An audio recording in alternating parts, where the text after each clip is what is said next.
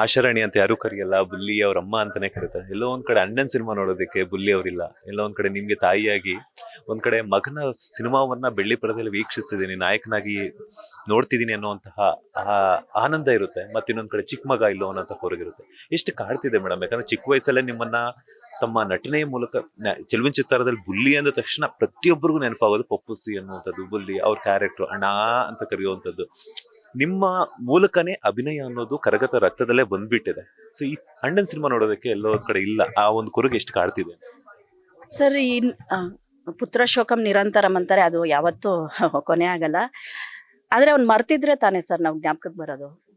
ಈಗ ನೋಡಿ, ಇಷ್ಟು ವರ್ಷ ಆಯಿತು ನೀವು ಅವನ ಬಗ್ಗೆ ಕೇಳ್ತಿದ್ದೀರಾ ಅಂದರೆ ಅವ್ನು ನಿಮ್ಮಲ್ಲಿ ಇದ್ದಾನೆ, ಅವ್ನು ನೀವು ನೆನಪಿಸ್ಕೊತಿದ್ದೀರಾ ಅಂದರೆ ಅವ್ನು ಎಲ್ಲ ಕಡೆ ಇದ್ದಾನೆ. ಅವ್ನು ದೈಹಿಕವಾಗಿ ನಮ್ಮ ಜೊತೆ ಇಲ್ಲ ಅಷ್ಟೇ, ಮಾನಸಿಕವಾಗಿದ್ದಾನೆ. ಹೌದು, ನೀವು ಹೇಳ್ದಂಗೆ ಇವತ್ತು ಅವ್ನು ಇದ್ದಿದ್ರೆ ಕುಣಿದು ಕುಪ್ಪಳಿಸಿ ಆ ಒಂದು ಕೂಗಾಡಿ ಚೀರಾಡಿ ಅವ್ರ ಅಣ್ಣನಿಗೆ ಏನು ಅಷ್ಟು ಇದು ಮಾಡೋನು. ನಮ್ಗೆ ಆ ಸೌಭಾಗ್ಯ ಇಲ್ಲ ಅನ್ಸುತ್ತೆ. ಆದರೆ ಅವ್ನು ನೋಡ್ತಾ ಇದ್ದಾನೆ, ಇಲ್ಲೆಲ್ಲೋ ನೋಡಿ ನಮ್ಗೆ ಆಶೀರ್ವಾದ ಮಾಡ್ತಾ ಇದ್ದಾನೆ. ಅವನೇ ನಮಗೆ ದೊಡ್ಡ ಶಕ್ತಿಯಾಗಿರೋದು ಸರ್. ಈಗ ನೋಡಿ, ಒಂದು ನಾಣ್ಯಕ್ಕೆ ಎರಡು ಮುಖ ಇರುತ್ತೆ. ಅವರಿಬ್ರು ಇದ್ರು, ಈಗ ಒಬ್ಬರೇ ಆಗಿದ್ದಾರೆ. ನನ್ನ ಚಂದನಲ್ಲೇ ರಾಕೇಶು ಇದ್ದಾನೆ, ಬುಲ್ಲಿ ಎಲ್ಲ ಏನಿದ್ದಾನೆ, ಇಬ್ಬರು ಶಕ್ತಿ ಆಗಿದ್ದಾನೆ ಅವನು. ಇಬ್ರು ಇದ್ದಾರೆ ಸರ್, ಅವನೆಲ್ಲೂ ಹೋಗಿಲ್ಲ. ಅವನು ಕನ್ನಡ ಜನತೆ ಹೃದಯದಲ್ಲಿದ್ದಾನೆ, ನಮ್ಮ ಜೊತೆ ಇದ್ದಾನೆ, ಈಗಲೂ ಇಲ್ಲೇ ಕೂತಿದ್ದಾನೆ ಅಂತ ಅನ್ಸುತ್ತೆ. ನಾನು ಹೇಳ್ತೀನಲ್ಲ ಸರ್, ಪ್ರತಿದಿನ ನಾನು ಬೆಳಗ್ಗೆ ಶುರುವಾಗದೆ ಅವ್ನಿಗೊಂದು ಗುಡ್ ಮಾರ್ನಿಂಗ್ ಮೆಸೇಜ್, ಅವ್ನ ನಂಬರ್ ನಾನೇ ಇಟ್ಕೊಂಡಿದ್ದೀನಿ. ಗುಡ್ ಮಾರ್ನಿಂಗ್ ಮೆಸೇಜ್ ಹಾಕೋದು, ಮಲ್ಗೋದು, ನನ್ನ ದಿನ ಎಂಡ್ ಆಗೋದು ಗುಡ್ ನೈಟ್ ಮೆಸೇಜ್ ಹಾಕೋದು. ನನ್ಗೆ ಏನೇ ಅನಿಸ್ಲಿ ಸರ್, ನನಗೇನೇ ಇದಾಗಲಿ ಅವ್ನಿಗೊಂದು ಮೆಸೇಜ್ ಹಾಕೋದು, ಅದೇ ನನ್ನ ಕಾಯಕ. ಅದನ್ನ ನಂಬರ್ ನಾನೇ ಇಟ್ಕೊಂಡಿದ್ದೀನಿ. ಯಾವಾಗಾದ್ರೂ ಓಪನ್ ಮಾಡಿ ಇದಾಗ ಬ್ಲೂಟಿಕ್ ಬಂದಾಗ ಸಡನ್ ಆಗಿ ಅನ್ಸುತ್ತೆ, ನನ್ನ ಮಗ ನೋಡಿದ್ನಾ ಅಂತ. ಆಮೇಲೆ ರಿಯಲೈಸ್ ಆಗುತ್ತೆ, ಹೌದು, ನನ್ನ ಮೂಲಕ ನನ್ನ ಮಗ ನೋಡ್ತಾ ಇದ್ದೆ ಅಂತ ಅನ್ಸುತ್ತೆ. ಅವ್ನೆಲ್ಲೂ ಹೋಗಿಲ್ಲ ಸರ್, ಇದ್ದಾನೆ. ಈಗ ಎಷ್ಟೋ ಜನ ನೋಡಿ ಅವ್ನು ಆಟೋ ಮೇಲೆ ಬುಲ್ಲಿ ಅಂತ ಹಾಕ್ಸ್ಕೊಂಡಿರ್ತಾರೆ, ಮತ್ತೆ ಅವನ ತರ ಸ್ವಲ್ಪ ಡಸ್ಕಿ ಸ್ಕಿನ್ನು ಮತ್ತೆ ಗುಂಡ್ಗಿರೋಂಥ ಮಕ್ಕಳನ್ನ ಬುಲ್ಲಿ ಅಂತ. ಅವ್ರು ಎಷ್ಟೋ ಜನ ಬರ್ತಾರೆ, ನಿಮ್ಮ ಮಗನ ಹೆಸರು ಇಟ್ಟಿದೀವಿ, ನನ್ನ ಮಗನಿಗೂ ತೋರಿಸ್ತೀನಿ ಬನ್ನಿ ಅಂತ ಕರೀತಾರೆ, ಫೋಟೋ ತೆಗೆಸ್ಕೊಂತಾರೆ, ಖುಷಿ ಆಗುತ್ತೆ. ಅವನು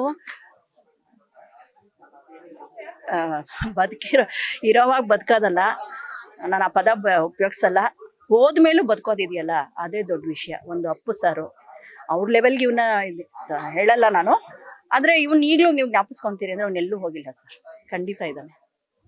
ಅವ್ರ ಕಡೆ ಮಾತಾಡ್ತಾ ಭಾವುಕರಾದ್ರಿ. ಅಂಡ್ ನೀವು ಮಾತಾಡ್ತಾ ಶುರುವಲ್ಲೇ ಹೇಳಿದ್ರಿ ಪುತ್ರ ಶೋಕಂ ನಿರಂತರಂ ಅನ್ನುವಂಥದ್ದು. ನೀವು ಹೇಳಿದ್ರಿ ಸೌಭಾಗ್ಯ ಇಲ್ಲ ಅನ್ನುವಂಥದ್ದು. ಇಲ್ಲ ಒಂದ್ ಕಡೆ ಈ ಸಿನಿಮಾದಲ್ಲಿ ಪ್ರತಿಯೊಬ್ಬರ ಮನಸ್ಸಲ್ಲೂ ಕೂಡ ರಾಕೇಶ್ ಅವರು, ಬುಲ್ಲಿ ಅವರು ಇದ್ದಾರೆ ಅನ್ನುವಂಥದ್ದು ಕಾಣಿಸ್ತಿದೆ. ಯಾಕಂತಂದ್ರೆ ತಾಯಿ ಮಗನ ಸೆಂಟಿಮೆಂಟ್ ಆಗಿರ್ಬೋದು, ಹಣದ ಸೆಂಟಿಮೆಂಟ್, ಪ್ರತಿಯೊಬ್ಬರು ಕೂಡ. ಸೊ ದಯವಿಟ್ಟು ಕಂಟ್ರೋಲ್ ಮಾಡ್ಕೊಳ್ಳಿ, ಬಿಕಾಸ್ ನಾನು ಎಷ್ಟೇ ಸಮಾಧಾನ ಹೇಳ್ಬೋದು, ಬಟ್ ಆ ತಾಯಿಗೆ ಮಗನ ಮೇಲೆ ಇರುವಂತಹ ಪ್ರೀತಿ ಎಷ್ಟೇ ಅದು ಇದ್ದೇ ಇರುತ್ತೆ. ಯಾಕೆ ಕಂಟ್ರೋಲ್ ಮಾಡ್ಕೋತಿದ್ದೀನಿ ಅಂದ್ರೆ, ಅವನಿಗೆ ನಾನು ಅಳೋದು ಇಷ್ಟ ಇಲ್ಲ. ಅವನು ನಾನು ಯಾವಾಗ್ಲೂ ಅಮ್ಮ ಅನ್ನೋನು, ಮಮ್ಮಿ ಅನ್ನೋನು ಇದು ಮಾಡಿ ತುಂಬಾ ಪ್ರೀತಿ ಜಾಸ್ತಿ ಬಿಟ್ಟು ಆಶಾರಾಣಿ ಅಂತ ಕರೆಯೋನು. ಅಮ್ಮ ನಿನ್ನ ಹೆಸರಲ್ಲೇ ರಾಣಿ ಇದೆ, ನಿನ್ನ ರಾಣಿ ತರ ನೋಡ್ಕೊಳ್ತೀನಿ. ಆ ಸೌಭಾಗ್ಯ ನಮ್ಗಿಲ್ಲ ಸರ್. ನಾವು ಹಾಸ್ಪಿಟ್ಲಲ್ಲಿ ಇದ್ದಾಗಲೂ ಕೂಡ ಅವ್ನು ICU-ನಲ್ಲಿದ್ದ, ವೆಂಟಿಲೇಟರ್ ಅಲ್ಲಿ ಇದ್ದ, ಅವ್ರು ಮಾತಾಡಕ್ ಆಗ್ತಿರ್ಲಿಲ್ಲ. ನಾನು ಅಳ್ತಾ ಇದ್ರೆ ಕಣ್ಣು ಒರ್ಸೋನು, ಅಳಬಾರ್ದು, ಯಾವುದೇ ಕಾರಣಕ್ಕೂ ಅಳಬಾರ್ದು ನೀವು. ಸರ್ ನೀವು ನಂಬಲ್ಲ, ಅವತ್ತು ನಾವು ಮೀಡಿಯಾದ ಅವನು ಮಲಗಿದ್ದಿನ, ಅವ್ನು ಶಾಂತವಾಗಿದ್ದಿನ ಅವನ ಮುಖ ನೀವು ನಗ್ತಾ ಇದ್ರೆ ಹೆಂಗಿರುತ್ತಲ್ಲ ಸರ್, ನಗ್ತಾನೆ ಇದ್ದ ಸರ್. ತುಂಬಾ ಒಂದು ಏನಂತಾರೆ, ಅವನು ತುಂಬಾ ಶಕ್ತಿ ಇರುವಂತವನು. ವಿಲ್ ಪವರ್ ಇದೆಯಲ್ಲ, ನಮ್ಗೆ ಯಾರಿಗೂ ಬರಕ್ ಸಾಧ್ಯನೇ ಇಲ್ಲ ಬಿಡಿ ಸರ್. ಅವ್ನು ಅಷ್ಟು ಫೇಸ್ ಮಾಡಿ, ಅಷ್ಟು ನೋವು, ಸಂಕಟ, ನರಳಿ ಇದು ಮಾಡಿ, ಅದನ್ನೆಲ್ಲ ಹೇಳೋದಕ್ಕಾಗಲ್ಲ ಸರ್, ಅದು ಅನುಭವಿಸ್ತವ್ರಿಗೆ ಗೊತ್ತಿರುತ್ತೆ. ನಾನು ಹೇಳೋದು ಅವ್ನಿಗೆ ಇಷ್ಟ ಇಲ್ಲ. ಅದಕ್ಕೆ ನನ್ನಲ್ಲಿ ಎಷ್ಟೇ ದುಃಖ ಇರಲಿ, ನಾನು ಯಾವುದೇ ಶೂಟಿಂಗ್ ಸೆಟ್ಗೆ ಹೋಗ್ಲಿ ಸರ್, ಕೆಲವರು ನನ್ನ ಬೆನ್ನಿಂದೆ ಹೇಳಿದ್ದನ್ನು ಕೇಳಿಸ್ಕೊಂಡಿದ್ದೀನಿ. ಮಗನ್ ಕಳ್ಕೊಂಡು ಏನು ಇಷ್ಟೊಂದು ಕಿಸ್ಕೊಂಡೆಲ್ಲ ಅಂದ್ರೆ ಆ ಥರ ಮಾತಾಡಿದ್ದಾರೆ. ನಾನು ನೋವು ಮಾಡ್ಕೊಳ್ಳಲ್ಲ, ಮನುಷ್ಯನ ಸಹಜ ಕೂಡ ಸರ್. ಈಗ ನನ್ನಲ್ಲಿ 1000 ನೋವಿದೆ, ಆದರೆ ನಿಮ್ಮಲ್ಲಿ ನಾನು ನನ್ನ ಮಗನ್ ಕಾಣ್ತಾ ಇದ್ದೀನಿ ಅಂದರೆ ನಿಮ್ಮನ್ನ ನಗ್ಸೋ ಪ್ರಯತ್ನ ಮಾಡ್ತೀನಿ. ಎಷ್ಟೋ ಜನ ಅಮ್ಮ ನೀವಿದ್ರೆ ಎಷ್ಟು ಖುಷಿಯಾಗಿರುತ್ತೆ ಸೆಟ್ಟು, ಎಷ್ಟು ಇದಾಗಿರುತ್ತೆ ಅಂತ. ನಾನು ಎಷ್ಟು ನಗ್ತಾ ಇರ್ತೀನೋ ನನ್ನ ಒಳಗಡೆ ಅಷ್ಟೇ ನೋವು ಇರುತ್ತೆ ಸರ್. ಮೊದಲೇ ನಾವು ಕಲಾವಿದರು ಭಾವಜೀವಿಗಳು, ಯಾವುದನ್ನು ಕಂಟ್ರೋಲ್ ಮಾಡ್ಕೊಳ್ಳಲ್ಲ ನಾವು. ನಂಗೆ ಕಣ್ಣೀರು ಬತ್ತೋಗ್ಬಿಟ್ಟಿದೆ ಸರ್. ನಾನು ನಗೋದೇ ಅವನಿಗೆ ಖುಷಿ ಅಂದರೆ ನಗ್ತೀನಿ. ನೀವು ಮಾತಾಡ್ತಾ ಹೇಳ್ತಿದ್ರಿ, ನೀವು ಕೂಡ ಒಂದಷ್ಟು ಸೋಷಿಯಲ್ ಮೀಡಿಯಾದಲ್ಲಿ ರೀಲ್ಸ್ ಮಾಡುವಂಥದ್ದು, ಸಹ ಕಲಾವಿದ್ರ ಜೊತೆ ಡ್ಯಾನ್ಸ್ ಮಾಡುವಂಥದ್ದೆಲ್ಲ ನಾನು ನೋಡಿದ್ದೀನಿ.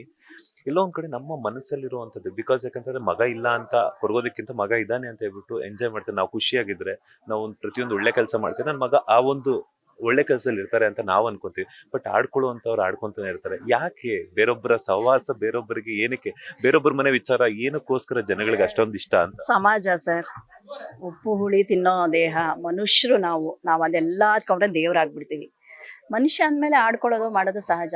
ಹೌದು, ನೀವು ಹೇಳ್ದಾಗೆ ನಾನು ರೀಲ್ಸ್ ಮಾಡ್ತೀನಿ, ಡ್ಯಾನ್ಸ್ ಮಾಡ್ತೀನಿ, ಅದನ್ನ ಹಿಂದೆ ಹೇಳು ಇದ್ದಾರೆ, ಮಗನ್ ಕಳ್ಕೊಂಡು ಈ ಅಮ್ಮಂಗೆ ಕುಣಿಯೋದು ಬೇಕಾ ಹಂಗೆ ಅಂತ. ಯಾಕೆ ಕುಣಿತಿದ್ದೀನಿ ಅಂದರೆ ಸರ್, ನನ್ನ ಮಗನಿಗೆ ಡ್ಯಾನ್ಸ್ ಅಂದರೆ ಪಂಚ ಪ್ರಾಣ. ಒಂದು ಅಪ್ಪು, ಒಂದು ಡ್ಯಾನ್ಸ್. ಅವನು ಆ ಡ್ಯಾನ್ಸ್ಗೂ ಕ್ಲಾಸ್ಗೆ ಹೋಗೋಕ್ಕಾಗಿಲ್ಲ ಅಂತ 2-3 ಸಿನಿಮಾ ಬಿಟ್ಟಿದ್ದಾನೆ ಸರ್. ಅವನು ಡ್ಯಾನ್ಸ್ ಅಂದರೆ ಪ್ರಾಣ. ನನಗೆ ಮೊದಲಿಂದನೂ ಡ್ಯಾನ್ಸ್ ಅಂದರೆ ಹುಚ್ಚು, ಅವನಿಗೆ ಡ್ಯಾನ್ಸ್ ಅಂದರೆ ಪ್ರಾಣ. ನಾನು ಏನು ಡ್ಯಾನ್ಸ್ ಮಾಡ್ತೀನಿ, ಏನು ರೀಲ್ಸ್ ಮಾಡಿ, ಏನು ಇದು ಮಾಡ್ತೀನಲ್ಲ, ಅದ್ರಲ್ಲಿ ನನ್ನ ಮಗನ ಕಾಣ್ತಿದ್ದೀನಿ ಸರ್. ಅದನ್ನೇನು ತಪ್ಪು? ಆಡ್ಕೊಳ್ಳೋರು 1000 ಜನ ಆಡ್ಕೊಳ್ಳಿ ಬಿಡಿ ಸರ್. ಅವ್ರು ಏನೇ ಆಡ್ಕೊಂಡ್ರು ನಮ್ಗೆ ಆಶೀರ್ವಾದ ಇದ್ದಂಗೆ, ಅದು ನಮಗೆ ಪ್ರೀತಿ ಇದ್ದಂಗೆ. ಏನು ಮಾಡೋಕ್ಕಾಗಲ್ಲ, ಜನ ಹೆಂಗಿದ್ರು ಆಡ್ಕೊತಾರೆ. ಅದನ್ನೆಲ್ಲ ನಾವು ನೋವು ಮಾಡ. ನನ್ನ ಡ್ಯಾನ್ಸಲ್ಲಿ ನಾನು ಮಾಡೋ ಇದರಲ್ಲಿ ನನ್ನ ಮಗನ ಕಾಣ್ತಿದ್ದೀನಿ ಅಂದರೆ ನಾನು ಪಡ್ತಾ ಇರೋ ಖುಷಿ ಅದು ಅಷ್ಟೇ. ಈಗಾಗಲೇ ನೀವು ಹೇಳ್ತಿದ್ರಿ ಆಶಾರಾಣಿ ಅಂತಲ್ಲ ಬುಲ್ಲಿಯವರ ತಾಯಿ ಅಂತ. ಮಗ ನಿಮ್ಗೆ ಕೊಟ್ಟಿರುವಂತ ಫಸ್ಟ್ ಉಡುಗೊರೆ, ಯಾಕಂದ್ರೆ ಸಾಕಷ್ಟು ಕೊಟ್ಟಿರ್ತಾರೆ ನಿಮ್ಗೆ, ಯಾಕಂದ್ರೆ ಬರ್ತ್ಡೇ ಕೊಟ್ಟಿರ್ತಾರೆ, ಹಬ್ಬ ಹರಿದಿನಕ್ಕೆ ಸೀರೆಗಳೆಲ್ಲ ಕೊಟ್ಟಿರ್ತಾರೆ. ಅವ್ರು ಫಸ್ಟ್ ನಿಮ್ಗೆ ಏನಾದ್ರು ಉಡುಗೊರೆ ಅಂತ ಕೊಟ್ಟಿದ್ರು, ಏನ್ ಕೊಟ್ಟಿದ್ರು ಅಂತ ಈ ಒಂದು ಕ್ಷಣದಲ್ಲಿ ನೆನಪಿಸ್ಕೊಳ್ಳೋದು. ಬಿಕಾಸ್ ಯಾಕಂತಂದ್ರೆ ತಾಯಿ ಮಗನ ಸೆಂಟಿಮೆಂಟ್ ಅನ್ನ ಒಂದಷ್ಟು ಜನ ಮಿಸ್ ಮಾಡ್ಕೊಳ್ತಿರ್ತಾರೆ. ನಿಮ್ಗಳ ಮಧ್ಯೆ ಸೆಲೆಬ್ರಿಟಿಗಳ ಜೀವನ ಅಂತಂದ ತಕ್ಷಣ ಒಂದಷ್ಟು ವಿಚಾರಗಳನ್ನ ತಿಳ್ಕೋಬೇಕು ಅಂತ ಇರ್ತೈತೆ. ಸೊ ಹಾಗಾಗಿ ನಿಮ್ಮಿಬ್ಬರ ಮಧ್ಯೆ ಬಾಂಡಿಂಗ್ ಯಾವ ರೀತಿ ಇತ್ತು ಅಂತ ಹೇಳ್ಬಿಟ್ಟು ಎಲ್ರಿಗೂ ಗೊತ್ತಿದೆ, ನಿಮ್ಮ ಮಾತುಗಳ ಮೂಲಕ ಗೊತ್ತಾಗಿದೆ. ಆದ್ರೂ ಏನಾದ್ರು ಒಂದು ಉಡುಗೊರೆ ಕೊಟ್ಟಿರ್ತಾರಲ್ಲ? ಬೇಕಾದಷ್ಟು ಕೊಟ್ಟಿದ್ದಾನೆ ಸರ್. ಅವ್ನು ಫಸ್ಟ್ ಕೊಟ್ಟಿದ್ದು ನಮ್ಮ 25ನೇ ವರ್ಷದ್ದು ವೆಡ್ಡಿಂಗ್ ಆನಿವರ್ಸರಿ ಇತ್ತು. ನನ್ನ ದೊಡ್ಡ ಮಗ ಇವನು ಆಗ ಒಂದು ಸಿನಿಮಾಗೆ ಅಸಿಸ್ಟೆಂಟ್ ಡೈರೆಕ್ಟರ್ ಕೆಲಸ ಮಾಡ್ತಿದ್ರು ಒಬ್ರು ನಿರ್ದೇಶಕರ ಜೊತೆ. ಆ ಕೆಲಸದಲ್ಲಿ ಬ್ಯುಸಿ, ಇದು ಮನೆಗೆ ಸರಿಯಾಗಿ ಬರ್ತಿರ್ಲಿಲ್ಲ. ಆಮೇಲೆ ಇವನು ಅಷ್ಟು ಕನೆಕ್ಟ್ ಆಗ್ತಾ ಇರಲಿಲ್ಲ, ಅಂದರೆ ಏನು ಎಕ್ಸ್ಪ್ರೆಸ್ ಮಾಡ್ಕೊಳಲ್ಲ ಚಂದನ್ನು. ಆಮೇಲೆ ಫೋನ್ ಮಾಡಿದ್ರು ಸಹ ಹೇಳಮ್ಮ ಆ ಥರ ಎಲ್ಲ ಹೇಳಿ ಅಮ್ಮ ಅಂತಾನೆ. ಅದು ಬೈದು ಈಗ ಸ್ವಲ್ಪ ಚೇಂಜ್ ಮಾಡ್ಕೊಂಡಿದ್ದಾನೆ. ಎಲ್ಲೋ ಒಂದು ಕಡೆ ಹಿಂಗೆ ಹೇಳ್ದಾಗ ಚೇಂಜ್ ಮಾಡ್ಕೊಂಡಿದ್ದಾನೆ. ಆದರೆ ಅವ್ನು ಹಂಗಲ್ಲ ಸರ್. ನಾನು ಕೂಡ ಸ್ವಲ್ಪ, ಈಗ ನೀವು ಮಾತಾಡ್ತೀರಿ, ಫಸ್ಟ್ ನಿಮ್ಮ ಹತ್ರ ಕನೆಕ್ಟ್ ಆಗೋ ಸ್ವಲ್ಪ ನಾನು ಟೈಮ್ ತಗೊಳ್ತೀನಿ. ಆದರೆ ಆಗ್ಬಿಟ್ರೆ ಮತ್ತೆ ತುಂಬ ಚೆನ್ನಾಗಿ ಹೊಂದ್ಕೊಂಡ್ಬಿಡ್ತೀನಿ. ಅವ್ನು ಆ ಥರ ಅಲ್ಲ. ನೀವು ಕಾಡಲ್ಲಿ ಕರ್ಕೊಂಡು ಹೋಗ್ಬಿಟ್ರು, ಗಿಡ ಮರ ಅದ್ರ ಹತ್ರ ಮಾರ್ಕೊಂಡು ಫ್ರೆಂಡ್ಶಿಪ್ ಮಾಡ್ಕೊಂಡ್ಬಿಡ್ತಾನೆ ಅಂತ ಹುಡುಗ ಅವನು. ತುಂಬ ಕನೆಕ್ಟ್ ಆಗಿರ್ತೀವಿ ಯಾವಾಗಲೂ. ನಾನು ಅವನು ಜಾಸ್ತಿ, ನನಗೆ ಅವ್ರ ಅಪ್ಪನಿಗಿಂತ ನನ್ನ ಜೊತೆ ಜಾಸ್ತಿ ಅವನು ಇದಾಗ್ತಾ ಇದ್ದಿದ್ದು. 25ನೇ ವರ್ಷದ್ದು ಆ್ಯನಿವರ್ಸರಿ ಇತ್ತು. ಇವನು ಬ್ಯುಸಿ ಇದ್ದ, ಮನೆಗೆ ಬರ್ತಾ ಇರಲಿಲ್ಲ, ಏನಿಲ್ಲ. ನಾನು ನಮ್ಮ ಮನೆಯವ್ರ ಹತ್ರ ಹೇಳಿದೆ, ಅವ್ನು ಪ್ಯಾರೆಟ್ ಗ್ರೀನ್ ಸೀರೆ ತೊಗೋಬೇಕು ನಾನು ಅಂತ.